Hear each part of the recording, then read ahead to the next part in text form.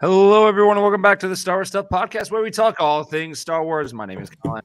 My name's David. I'm Josh. Here we go. And this week we have a decent amount to talk about. Not any new projects that have been happening. Has it been weird for you guys to not wake up every Wednesday morning and be like, there's no new episode of The Mandalorian. There's no new. Yeah, it's definitely it's a good healthy pause right now for me. Yeah. Especially thinking I'm like, hey, let's not have this back to back where I'm having to feel like I'm not getting enough Star Wars and I don't have the itch to watch Star Wars right now. It gives me just a little bit of time and spacing out, which is very, very healthy in this. Right, and that gives you time to beat Jedi Survivor for the 10th time. Like it's for this week we got the merger that's happening between Disney Plus and Hulu, and then we have the news of the writer's strike that has kind of put season 4 of Mando on hold. And then we also have the great news that I'm very excited about, which is everything happening with Indiana Jones on Disney Plus. So that's super, super exciting. And then finally, we have the planet that might have been revealed of where Ezra is. I don't know if we'll talk about it because there's a chance that that could spoil the whole thing, and we don't want to do that for everyone. And the Ahsoka 4 release date was also on Disney Movie Insider super quick, and then it was taken down. But before it was taken down, people screenshotted it. It's everywhere. So yeah. Well, yeah. Let's dive into it. David, take it away. Before we dive into it, here we go. I do want to recognize our awesome love and support that we get on Patreon. Let's go! Yeah! On the purple tier, we have Chris Simpson, Kevin Leininger, Devin McCaffrey, Drew Peters, Sean Greathouse, Zach Netzel, and Mariana Atia Arnold. On the red tier, we have Fenrir526 and Maya Morris. On the black tier, we have Maka Tautala, who is in the chat, Nathan Shank, Evan O'Baker, Liam McCallion, and Texas Vader 76. Thank you so much for everything you do, all your love, your support, your messages. You guys are awesome. Thank you. Yeah. And with that, Colin did bring up one of the topics that James and I discussed on Patreon Daily. If you haven't checked that out on Patreon, check that out. James and I had an interesting discussion about it, but I would love to talk more about it, and we're about to do so because at the end of this year, Disney Plus and Hulu will be merging, and what that means for everyone out there that subscribes to Disney Plus, that means that you're going to get a price hike because that entire Hulu library will move over and merge with Disney Plus. Now, there's a report saying that content will be removed, which is a bummer, which doesn't make a whole lot of sense to me. Possibly, maybe they're going to do digital releases where you have to buy copies of individual films, maybe from the Fox catalog, maybe from Disney, maybe it's the old open up the Disney vault. We're going to shut it down. That whole thing that they did in the 90s when we did VHS for the old heads out there. But yeah, it's going to be an interesting time. And right now with the so-called streaming wars between Netflix and Max and all these other platforms, things are changing. And it seems like Star Wars is going to transition back to releasing films in the theater more so than concentrating on TV shows and streaming because we all know that they don't make a lot of money via streaming. They've pretty much plateaued out. And there's a report out there that Disney Plus lost $4 million, which is true from a certain point of view because... Thank you. I was so close to saying it. Because Hotstar is part of Disney Plus, but that's located in Asia and in Europe. And they get... It's more of like a Hulu subscription type of thing because they get live TV, they get sports, and Hotstar dropped the Cricket Premier League, which was a driving factor for a lot of people in India to subscribe to Hotstar. Therefore, once they dropped that coverage, they lost all those people. So now it's like, okay, they got to recoup that money somehow, and Hulu's going to merge. There's going to be a price hike. For me, I already was subscribed to Hulu, not because of myself, because of my family. They love watching TV from network and all the movies that show up there. So yeah, that's a situation. And the merger, I think, will provide a better view and a better kind of market justification because we all know Netflix has the most subscribers right now, but between Disney Plus, Hulu, and ESPN Plus, which you can get a bundle for right now, which is what I have. It's cheaper than just doing the 2 out of the 3. They will have the most subscribers, including if you include ESPN Plus in there.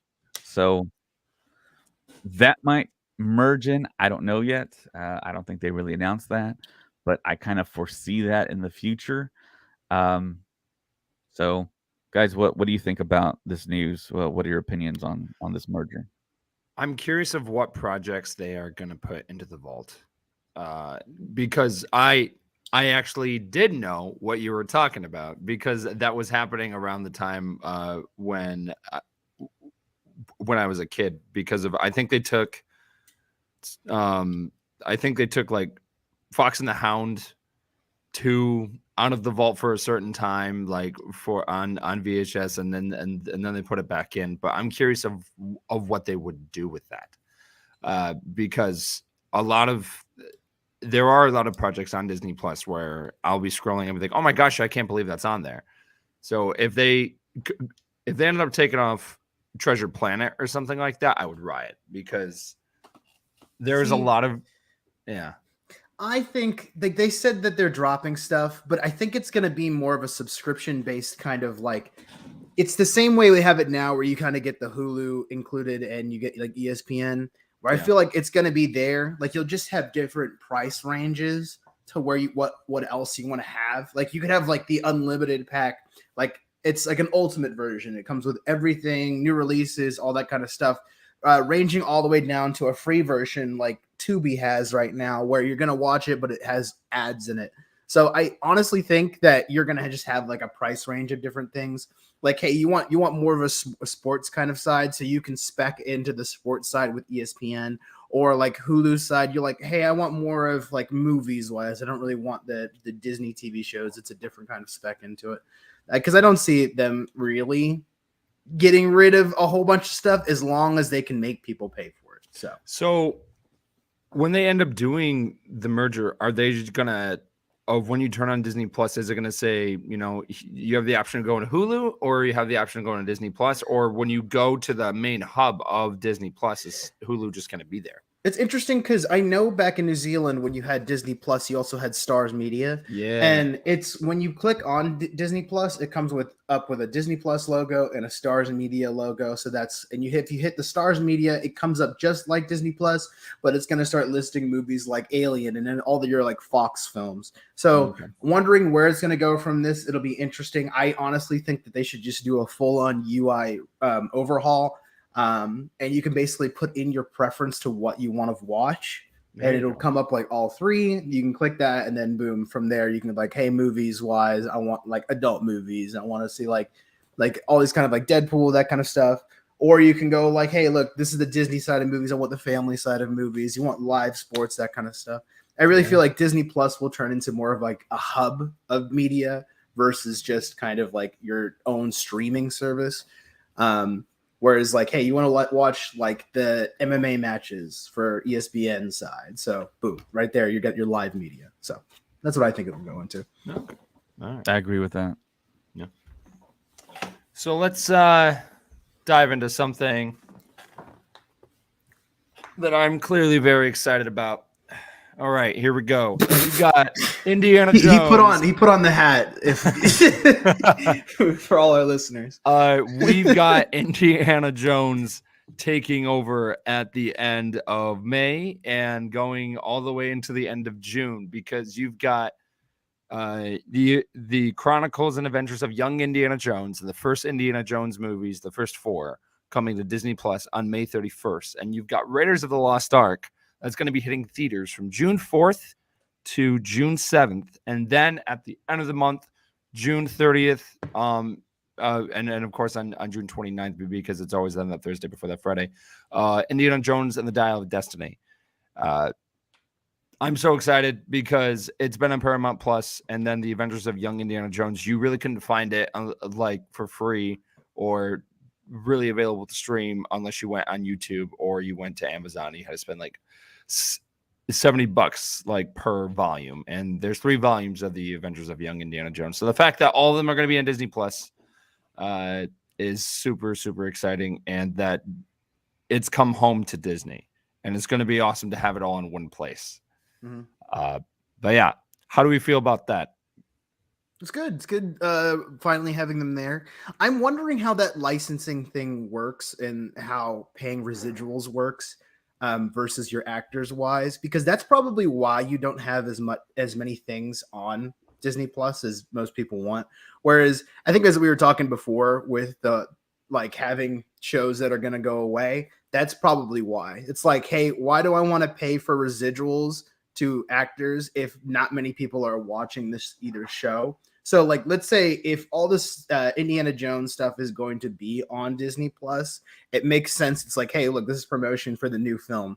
But like 7 years down the line, I don't see them having the Young Indiana Jones and them having to pay residuals if people aren't continuously watching it. That's what makes sense in my head. But yes, it's great to have them like everything here right now so that we can introduce people into Indiana Jones and being able to catch them up if they like the hype. They've got that there. Yeah. So it makes sense, in my opinion, to be like, boom, here we go. Everything's here. Watch it. Have fun. Yeah.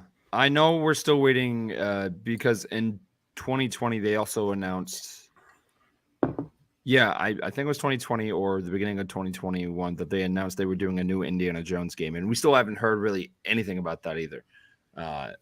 And that's going to be very similar to Uncharted, but it's going to be, Indiana Jones. So I'm curious because we haven't gotten really any update for that.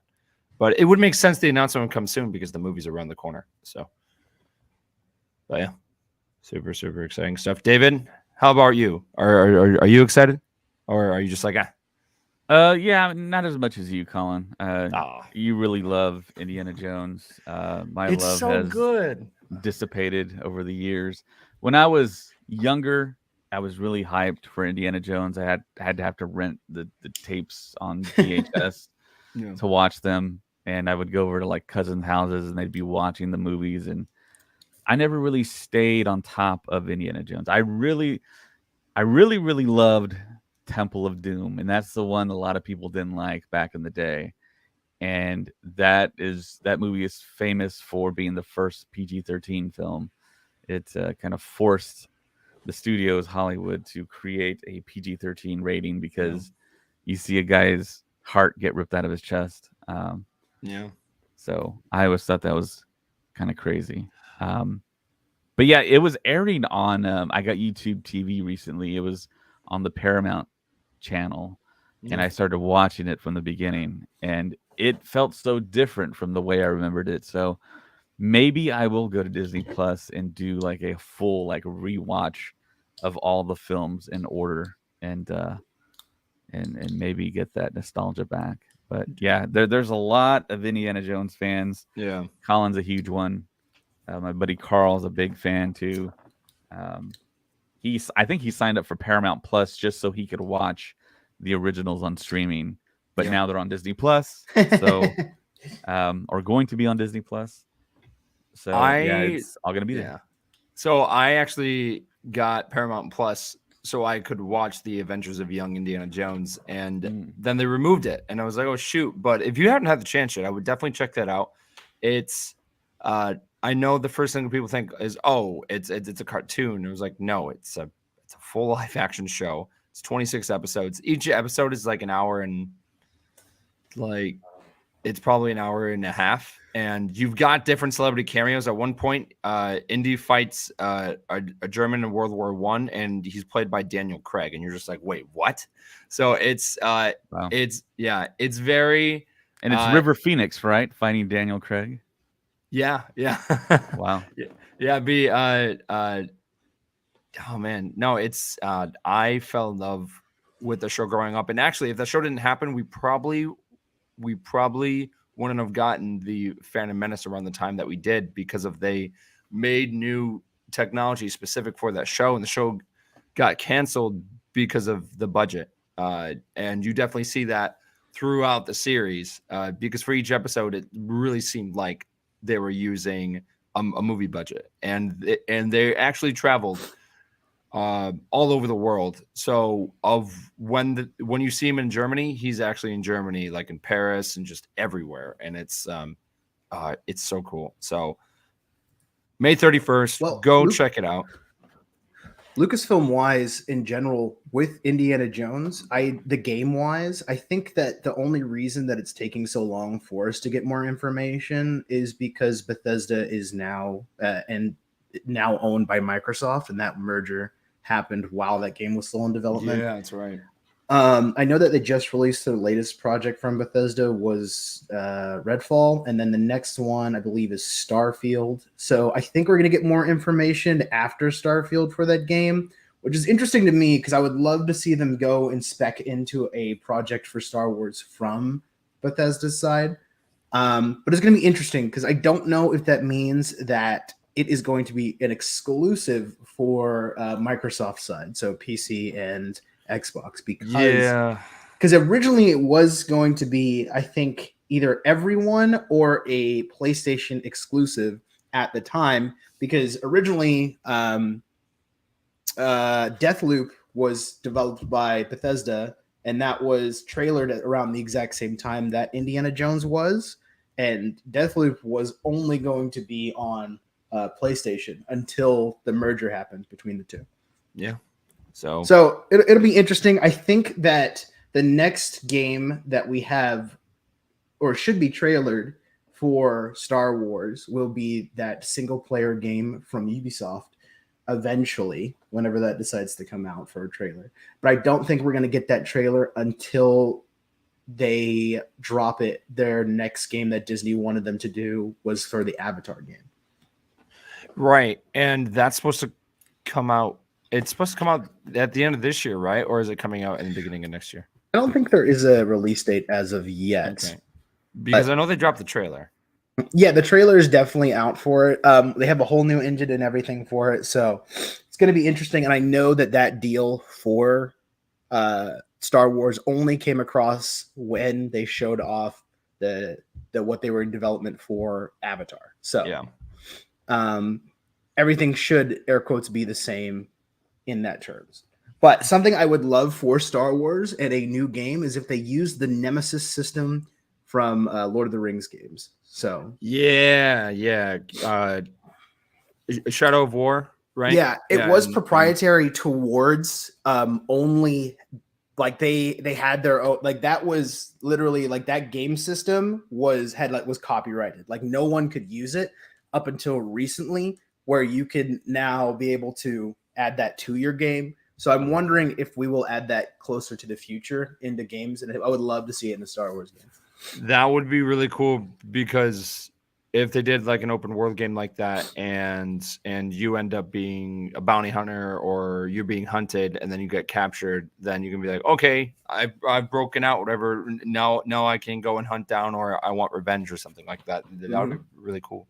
And it's interesting to me because that, like, it's now is the time to start releasing trailers for your next Star Wars game. The next one, I believe, that comes out will be the Knights of the Old Republic remake. Yeah, for PS5.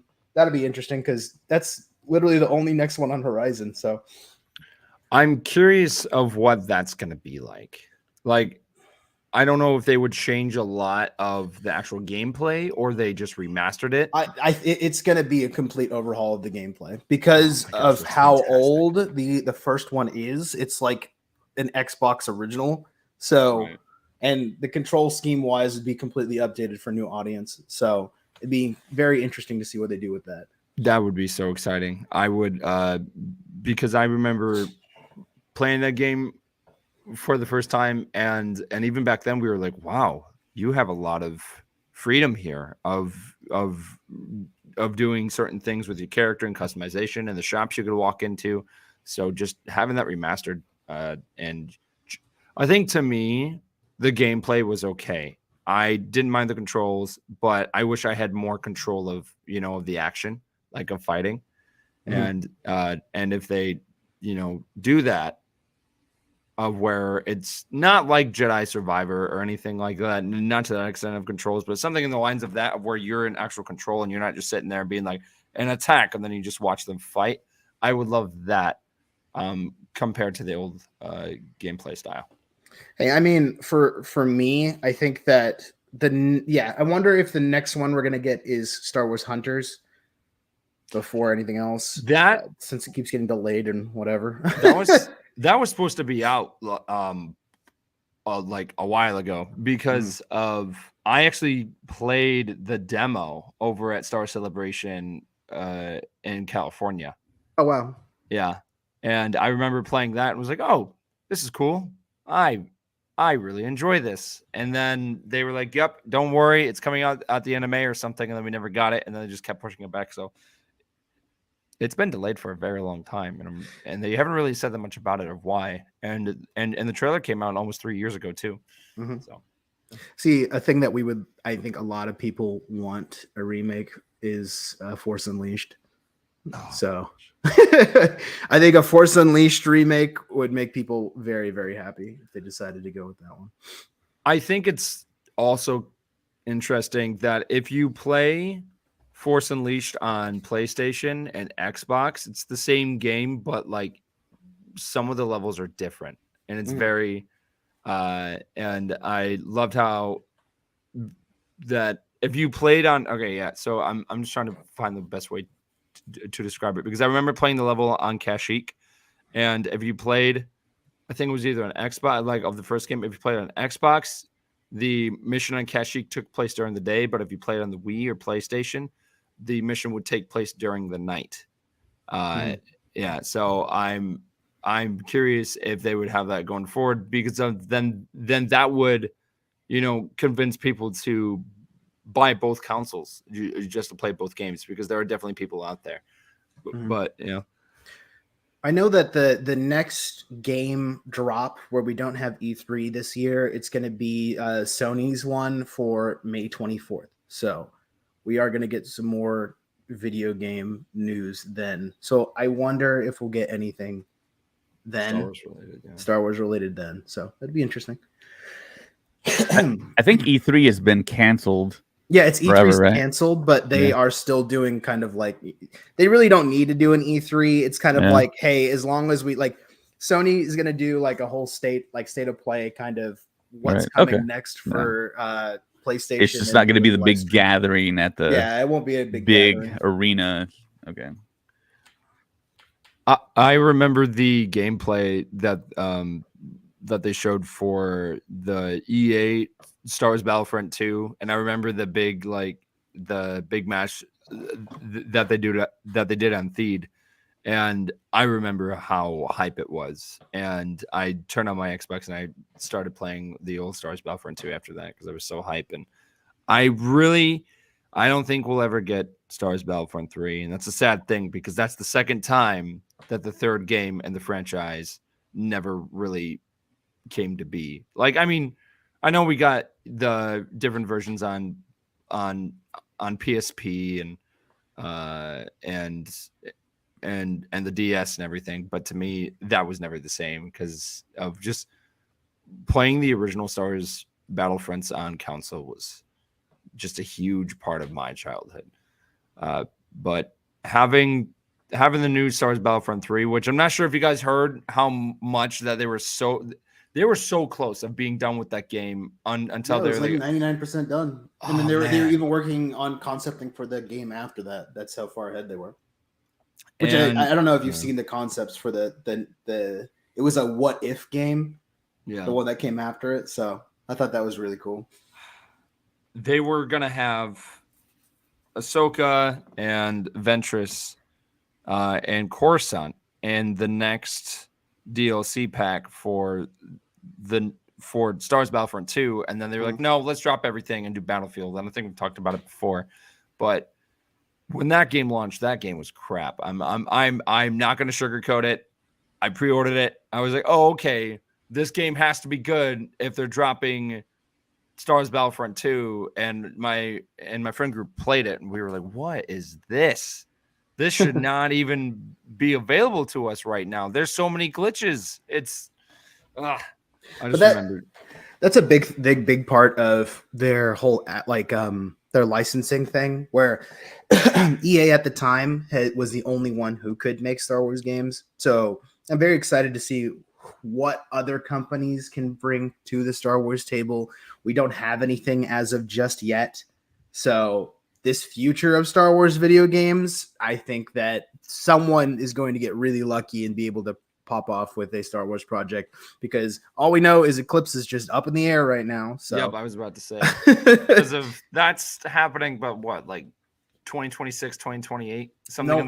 No one really knows at the moment. It's Quantic Dream side, so your Detroit Become Human kind of choices matter video game. So it's going to be interesting if they continue with that project. I have no idea. It's so up in the air.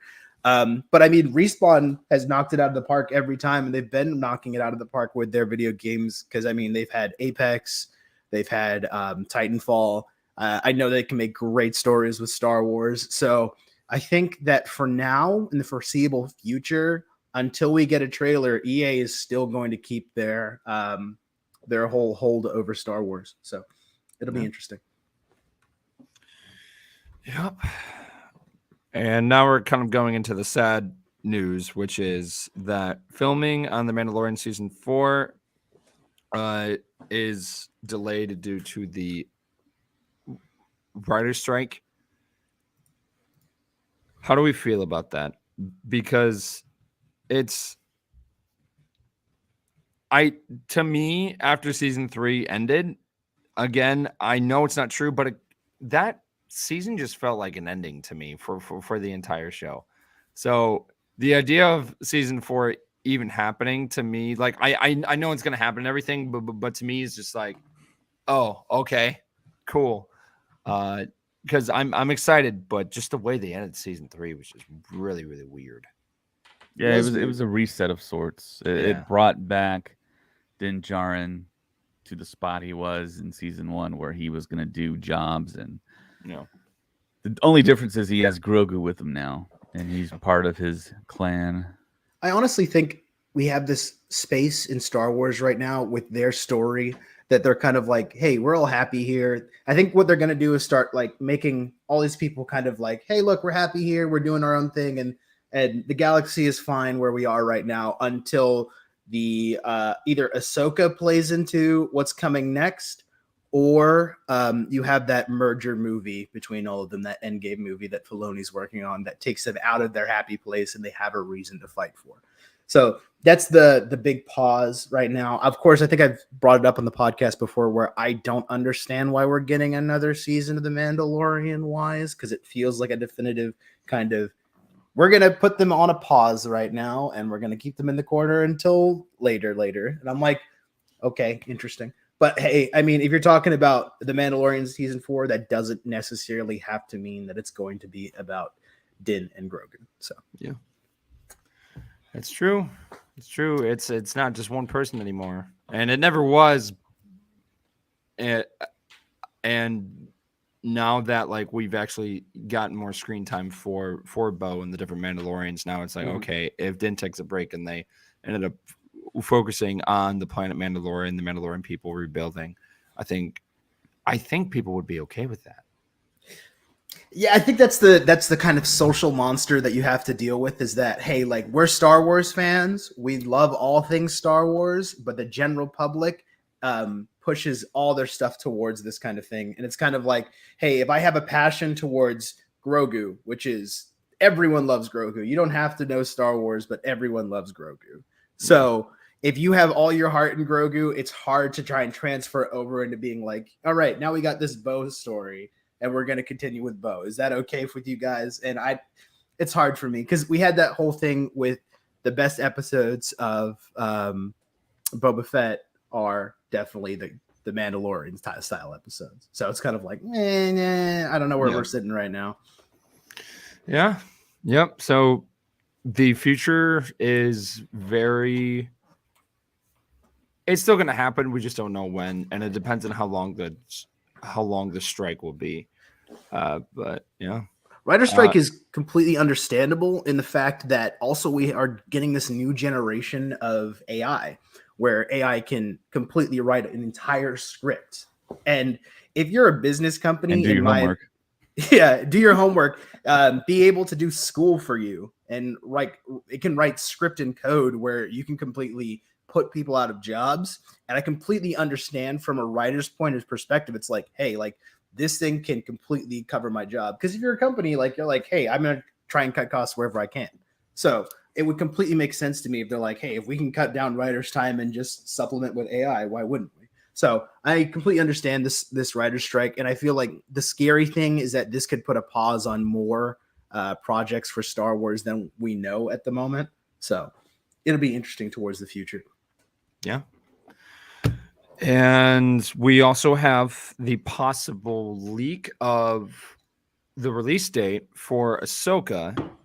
It popped up on Disney Movie Insiders. It was on there for a small bit. I saw it like for a quick second, and then they ended up taking it down.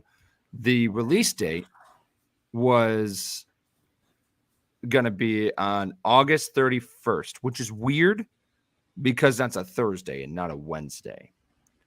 And again, as soon as it was up there, it was taking it down. I made a post about it. Who was this posted by? This was by Disney Movie Insiders. So okay. They were. I wonder if they got their information from New Zealand, because then it would have been a day ahead. Right. And then it would make sense if it was on a Wednesday, because I feel like that's a country that likes to accidentally leak stuff sometimes. Well, they had it up there super quick. It was taken down. Some people have posted it on their pages. As soon as I learned about it, I posted it saying, according to Disney Movie Insider, and people were like, wait, it's not going to be happening on Wednesday. That doesn't make sense. And I'm like, well, according to them, and I said the word according, so it's not like it's going to be happening, because you never know about these things. But how would you guys feel if they just changed the day? It's no longer on Wednesday. It's going to be on Thursday. It's different. I mean, I don't know what their statistics are of what people like to watch and when people like to watch. So, I mean, nothing bad for me. It's only a day difference. Yeah, maybe it coincides with maybe like a Marvel release. They don't want to drop the same a new show on the same day, possibly, or other studios dropping stuff around that time. I remember last year, I believe it was last year, when you had Rings of Power, She-Hulk, Andor, and Game of Thrones all like happening all in 1 week, and they kind of put it all on different days. So it might be that type of thing. Yeah. Yep. And then lastly, we have so I'm not going to talk about the planet thing because that might spoil it. So I'm going to leave that alone. But the rumor is that the name for the big Avengers type movie that Dave Filoni is doing for the Mandoverse is Heir to the Empire, which is a callback to the Thrawn book. They definitely dropped that line in the trailer. So yep. Yeah. So that honestly would make sense. And again, it's just another nod to Legends, and we know that they've been doing that slowly of bringing people back. So honestly, it would be super, super exciting. If there is one character that they haven't, something that I do want to talk about really quick about that picture that David has up on the screen. If you guys are watching our live stream, is that at Star Wars Celebration when I was at the panel and he walked out, it felt like I was in a screening for Avengers Endgame. Like people freaked out, and that was such a cool experience to have. Because I've been saying for a long time I wanted Lars to come back and play this character. So I'm so over the moon about it. I'm glad that he is jumping from animation to live action for this role. But I want to see more characters from Legends. If there's one character from Legends that they haven't brought in yet, who would you want it to be? Mine would be Dash Rendar and the Outrider. I know he's like Han Solo, except he's Han Solo, but he's not Han Solo. But I love the ship. I love the character. I love the game Shadows of the Empire. So I would love to see him come back in some capacity. How about you guys? See, it's not necessarily a character from Legends. It's more like a creature from Legends. I would love to see the one that eats the Force that he usually has on his neck. Oh yeah. So that's something I would love to see on in live action, where someone tries to use the Force on him and it's like the shock and awe that it doesn't work. No. I know that we have a creature in the High Republic currently in written form that rejects all of the Force, so nothing can affect it that way. So I'm wondering if they'll do something like that for Thrawn again, because that was one of the really cool things that he used as a living weapon against the Jedi. So I want to see if they'll do that. David? One of the popular characters I think a lot of people would love to see in live action, I think, is Asajj Ventress, and maybe do something like that'd be cool. Okay. I'm looking at your face, Colin. well, like, are you talking about, because she's technically canon, so are you talking about having her coming into the Mando timeline or like a different story? Because at this point she died right before the events of Order 66. Right. So it would be somewhat of a flashback. Maybe. Oh, okay, gotcha. Maybe bring in Darth Tyrannus. That'd be awesome to see.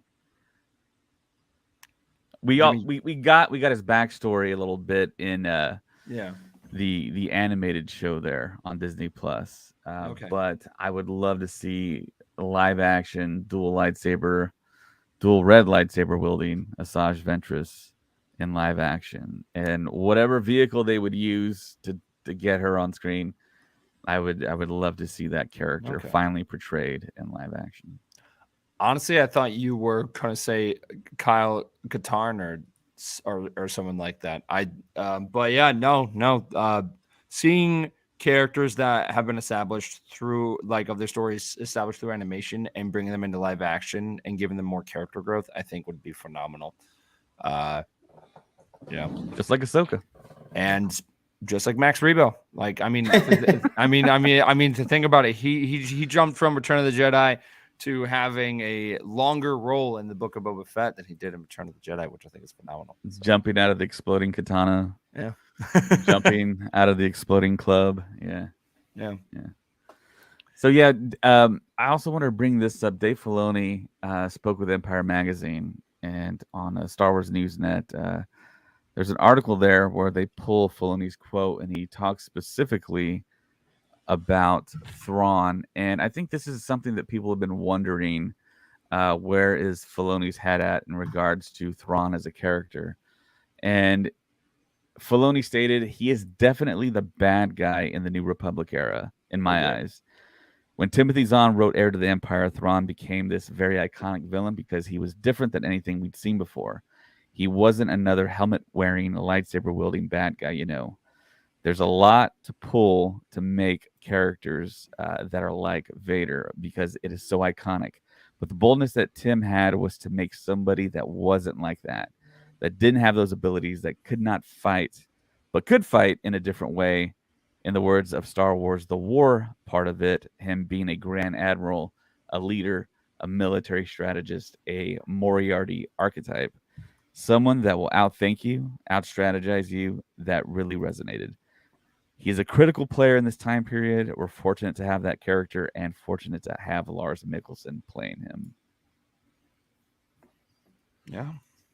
So yeah, that really excites me, and I think that gives further backing to the fact that Thrawn is going to be kind of that cliched Thanos type villain for foreseeable future, because it feels like we're going to be in this time period for a little while with Ahsoka, Skeleton Crew, and then Mando season 4, and then finally that film that Filoni's going to direct, which will be his second theatrical film for Star Wars, because Clone Wars was his first. And kind of going back to the release date thing for Ahsoka, it would make sense for it to go at the end of August, because you would probably have the show. There's going to be 8 episodes, so it would end in October, and then the rumor release date for Skeleton Crew is November, December. So it wouldn't be too long after that Skeleton Crew would start after Ahsoka. Which again, I still can't believe that we've got 2 more big Star Wars projects happening this year, because of having Celebration kind of taking a break, and then you've got Survivor, and then Visions, and then Star Wars Day, and then we also had the Mandalorian happening at once. It's crazy, but yeah, the fact that we still have a long way to go is awesome. Yeah, August will be Ahsoka. Skeleton Crew will be November, December, according to Jaleel White there at a hockey game. And I want Hondo, man. Out there. I want Hondo. Yeah. It's kind of surprising he hasn't shown up yet. I mean, Jim Cummings is there. He's ready and available. We got Cad Bane, but we didn't get the most famous Weequay of them all. And then he has a big presence at Galaxy's Edge. Yeah. Mm-hmm. So, kind of going on the Cad Bane train of I wanted to say that in the Timelines book that came out recently, it said that he wasn't dead after the events of the Book of Boba Fett. It said he went into hibernation. That he was out of action, but he wasn't dead. Yeah, you figure with that little like tag at the end with those little like lights. And I just didn't think they would officially confirm that in a book out of all things. So that's why I was like, oh, okay. Because I remember the whole thing of where his beacon light thing was happening at the end. He's so old. He's very old for the species. Yeah. He's and same thing with Hondo. They're both extremely old for their species. So I'm kind of like, where are we thinking these characters are going to end? That'll be interesting to me. Oh, I don't know. I'm still holding out for the hope that they do. Of when they do if they do season 2 of the Book of Boba Fett, I would love to see a Civil War type situation of where Boba forms an alliance with a certain group of bounty hunters, and then Cad Bane does that too, and Cad Bane wants revenge. So then that could bring in, Bossk, Dengar, IG-88, and then have them go against each other, and then that would involve more of the guild and have all their bounty hunters come out of retirement. Because also you got Embo that is serving Mon Mothma during this time. So having me like, hang on, I have to go deal with this because I've got old friends that are in a fight. And then he would join the fight because I love that guy, because his hat is a shield and he's like Captain America, but he's not. He's cool. So yeah, no, I would love to see something like that. That'd be awesome. I think his last appearance that we had him show up in, spoiler alert, was in the Aftermath Survivor for Boba Fett. Oh, okay.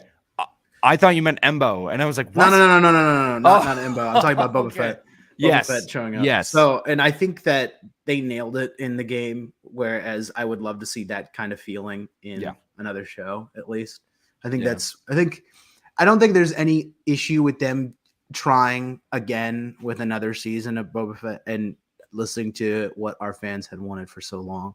And I feel like, unfortunately, we've given the characteristics that we love so much about Boba Fett to Din, and they tried to differentiate. But honestly, just throw it on Boba. He has nothing to lose, as in terms of a child. So, yeah. I think that he would work very, very well as our next jumping point for a new Mandalorian season. Right, and we've got the next time that we're going to see Fennec Shand is actually in season 3 of the Bad Batch, because she was seen in the trailer that was shown at Celebration. And for next year, we've got the Bad Batch season 3, Tales of the Jedi season 2, Andor season 2, and then we have Acolyte. I really wonder when the trailers are going to drop for Skeleton Crew and Acolyte. Soon, man. It has to happen soon. Since Acolyte comes out this year, or is it next year? Next year. Yeah, next year? It's going to be happening next year, because it's Skeleton Crew should end by, like, it should end before the end of the year. Like, it would probably end like the week before Christmas or something like that, right, David? Or do you think it would carry on and into the next year? I don't think we quite know yet when the first episode's going to air, but if it airs in November, it's probably going to finish by the end of the year. But if it starts in December at some point, it'll probably continue on into the new year. I just wish that we always had something permanently for that Thanksgiving weekend and Christmas Day, something Star Wars to look forward to. It was so, dude, I just say what you will about the sequel trilogy, but I remember the hype for all those movies and going into the theater. It was great. It was cold. It was Christmas time. Yeah. It was a very familial thing. It was summer for me, but yeah. Because of when we had episode 9, we had that private screening that David flew all the way out to Michigan specifically for, and we had the chance to see it a couple of days early, and I remember we watched all of the movies right before we watched 7 and 8, so then we could be like all set for episode 9, and I believe that they released the second to last episode of The Mandalorian right before that as well. So we ended up watching that too, and then we got to the theater, and the whole theater that I had that we had was a bunch of people from my garrison back at home. So it was like hardcore Star Wars fans, and I just remember having my whole family there too, because of they were sitting right next to me, and then Chris was there as well, and then David also had a good spot, and I just remember not having the chance to sit next to him, so when something would happen, I would turn around and be like, David, and he's like, I know. And so no, oh man, I will always remember that experience, and of just going to the theater during the holidays is a great thing, and it really showed you how big Star Wars is and how much it means to people. So seeing that come back to the cinema, oh my gosh, it's going to be great. And we're like 2 years out until that happens again. So yeah, crazy. Yeah, I think that's everything. Not everything. Oh, thank goodness. More content. Let's go. So move over, Grogu. Oh, no. There's a new animatronic in town. Oh, yeah. So yeah, Hey, man, I was losing my mind on him. Yeah. Which I'm wondering if that is a Lothcat, it is a different looking Lothcat. Yeah, it's a little bit more furry there. The one they have at Galaxy's Edge is a Loth cat, right, Josh? It is a Lothcat. The one at Okay. Galaxy's Edge is a Lothcat. It does look different. The one at Galaxy's Edge looks far more accurate to the one that they have in The Mandalorian. So now I'm kind of wondering, this is a Lothcat now as well. Interesting. I don't think Are you talking about the ones that we saw in the episode where we see Ahsoka like actually appear for the first time? Because they confirmed that those weren't Loth cats, and then that was a subspecies. Yeah, the cats that are on Lothal are Loth cats. All the other similar looking cats are just called Tukas. I believe. Yeah. So the one that's with Grogu isn't that the hisses at Grogu isn't a Lothcat? In season 2? I think it was a Loth cat taken off of Lothal and put on Sorgan, that planet. That's the introductory episode to Cara Dune, I believe. Yeah, I was talking about the season 2 episode of where we get the introduction to him meeting Ahsoka, and you've got the creatures that look like Loth cats on that planet, but they're not. I totally forgot about that. Yeah. But anyways, there's an article here I'm about to read. The title is on Star Wars Newsnet: Ahsoka cast gush over new animatronic Loth cat. Yeah, they're very cute. Yeah, definitely. I have a few right behind me. With the new Star Wars show coming, it's almost tradition now that we will have the latest, cutest creature in the galaxy on our screens. After Grogu, we had Lola and Obi-Wan Kenobi, and to a certain extent, B2 Emo in Andor. Now Ahsoka is going to feature a live-action Loth cat, as we saw in the trailer, and Empire Magazine is revealing that the creature will yet be another animatronic creation from the Legacy team, much like its cute predecessors. Empire Magazine also had the chance to speak to some of the cast about interacting with a Loth cat in the series, with Mary Elizabeth Winstead saying it was real, it was there, or Rosario Dawson adding it would snarl and look cute.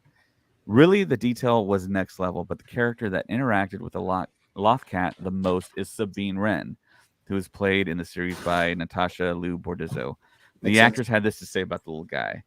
That was my little buddy, that cat. The complexity of the design, I mean, it has a real skeleton under there because that's how they control such intense facial expressions and everything. Move over, Grogu. Well, that's a statement right there. It is something that I was really hyped for when they dropped the trailer and showed us. I was like, man, I want that thing. So it'll be interesting. I like the design change to have it actually be an animatronic, but it is interesting that we do have one at Galaxy's Edge, and it is technically officially a Lothcat. So I guess they can look different. I like the design change personally. Yeah. And going back to Lothal in live action is also going to be crazy to think about. But not everyone is a Star Wars Rebels fan, and that's totally fine. Because I remember talking with Josh, and he, and well, it's because I want to hear your opinion again, because you said you tried watching it, but you couldn't really get hooked. Why was that? I feel like it's that one. I can definitely see how this is a super kiddie show in my head, where I watch that and I go, I don't have a passion towards this if I grew up with the Clone Wars.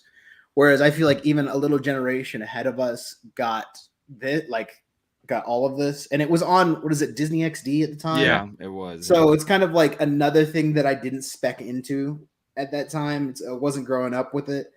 I watched like a few episodes, and I say, like, even animation wise, it never gripped me in comparison of how much Clone Wars gripped me. It's just, I don't feel like it hit as emotional heights as the Clone Wars ever did. So for me, it just pulled me out of it. I will agree with you. For the animation, it threw me off at first because I was so used to the Clone Wars animation, and then we jumped to that. But then I realized that the animation was a nod to Ralph McQuarrie. So to me, that was a great tribute. I had to I've get got used no to it. idea concept wise and Yeah. in the characters. Like I love the designs are amazing. Love the concepts. Love coming in with more spirituality through Star Wars because I absolutely loved having like the Bendu scene. Amazing. Having Kanan come back and being able to see again. I was like, that's amazing. That I like those parts of Star Wars in Rebels worked Yeah. amazingly for me. But I mean, having some of the elements in there, I was kind of like, like it doesn't hit the same emotional heights as Clone Wars does. And I'm if I'm talking about animation wise, I have no problem with the animation really in general. It's just the way the animation flows, and it's kind of like when I did animation, you have the same kind of head movements and the same kind of mouth movements, and it repeats itself over and over and over again, and it's very noticeable for me. So for your average viewer, they probably don't notice it as much as I do. But yeah, when I saw that, I was kind of like, meh. I know a lot of people got annoyed with the thin lightsabers for a while, so that was one I heard for a long time. They are actually going to be adding Ezra's Kanan's lightsaber to Galaxy's Edge. Yeah. Which one? Gun saber hilt. I don't think so. No. I think it's the Man. season. I think it's the Three season blade. 3. Yeah. Season 3 and 4. But I would love to see the season 1 and 2, like of having that, like, you know, as a Black Series one, because they haven't done that in Black Series. I know they have like the plastic versions, but having the Black Series would be interesting. And they just added Yoda's lightsaber too recently. They need to add a cross guard, please. I wonder why. Because of the High Republic. That's why. Well, oh yeah, yeah. Well. So in Jedi Survivor, you got 5 stances, right? And one of them is the crossguard blade. And Josh is a happy owner of 3 of the sabers now, right? 3 Kestis sabers. 3 Kestis. Well, no, I'm owner of 2 Kestis sabers technically.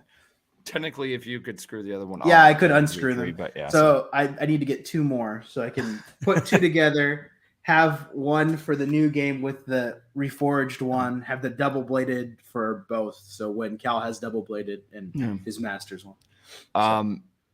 If you guys haven't yet, I would go on Instagram and check out the unboxing video of the collector's edition that Josh made. It's so cool.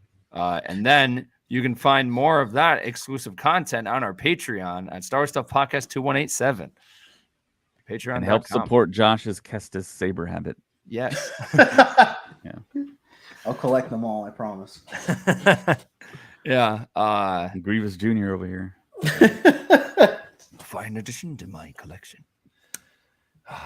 But yeah, the future of Star Wars is bright. It's on its way. In the meantime, if you want to kind of get yourself hyped up for Ahsoka and kind of refresh your memory, go and watch those essential episodes that are on Disney Plus for Ahsoka in the Clone Wars. But more importantly, I would watch the entire series of Star Wars Rebels, because there's going to be a lot of different callbacks to the series, and it's not just going to be those Ahsoka centric episodes. So I would definitely check it out. Josh. And even more importantly, you want to watch Rebels, because I think on June 6th, we will be interviewing Vanessa Marshall on the show. Let's go! Yay! I'm the so girl from Dune 2000. Yeah. Amongst many other voice. There's so many.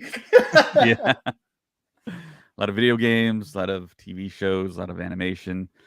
So yeah, the plan is to have Vanessa Marshall on the show on June 6th, and we'll talk to her about her Star Wars adventures. The whole cast is going to be from Rebels at ICCC in, I believe is it Tennessee or Kentucky? One of those states. That's a big convention.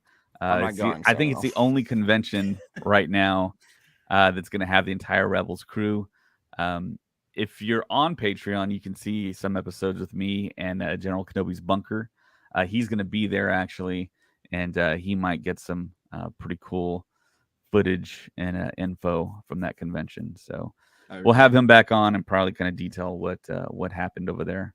So yeah, watch Rebels and prep yourself for the Vanessa Marshall interview and Ahsoka, which is dropping allegedly on August 31st. There you go. There you go. All right. Now it's time to go into the next hour and talk about why Max Rebo is force sensitive and he can just survive everything. No, I just I could do that. I mean, I don't think anyone doubts that, Colin. Please go on our YouTube channel at Star Wars Stuff Podcast, Instagram at Star Wars Stuff Podcast. So something that I did want to talk about quickly for Instagram is that we do post different things on there, but I'm trying to turn it into more of a fact page. We are slowly kind of turning the way that we do posts, and Hunter, Smoke, and I have some stuff lined up for that. We've got a bunch of stuff lined up for YouTube, including with Josh. So look forward to that. Please go on Twitter at StuffPod. Again, we're on Patreon at Star Wars Stuff Podcast 2187. Go and check it out. TikTok, Star Wars Stuff Podcast. We have an email, starwarstuffpodcast@gmail.com, Facebook, Star Wars Stuff Group, and Star Wars Stuff Podcast page. Please go on Apple Podcasts and all of our other streaming sites, and please give us a review. We love your honesty. We love hearing your feedback, even though it's all about David. Totally fine. Hey, that one comment said Colin was the GOAT. Yes, and all of you said that I wrote that, and I was like, no. I didn't say that. I don't even use the word GOAT, and I was like, no. So go on YouTube if you want to see that comment. Look at the previous video. Someone wrote on there, someone typed, Colin is the GOAT of the Star Wars Stuff Podcast. And we have a new website, Star Wars. Actually, that's our old website. Our new website is StarWarsStuffPodcast.com, and we have a news article section of where we are dropping all the news on there. It's written by different people on the podcast. Go and check it out. We're also on Twitch, Star Wars Stuff Gaming. Again, we would not be doing this if it wasn't for you guys. So thank you so much to everyone that listens. Thank you to everyone on our Patreon. Josh, is there anything else that you want to say? No? All right, everyone. Thank you so much for listening. May the Force be with you always.